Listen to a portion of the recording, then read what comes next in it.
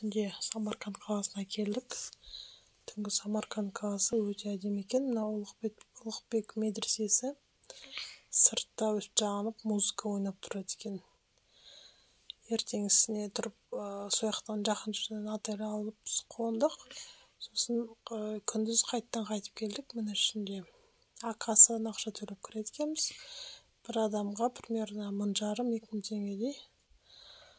Іші өте үлкен екен. Өте үлкен адамдар, туристер өте көп болды ішінде.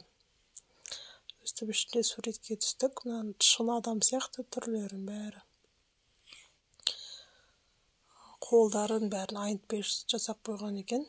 Мынау тақтары хандарына тұрған бұрындағы. Кесененің іші өте биік және өте әдемі. Ішінде магазиндер өте көп екен. Неше түрлі осындай табақтар, инструменттер, поделкалар, подаркілер өте көп. Ішінде көп сатылады екен магазин ішінде. Орамалдар.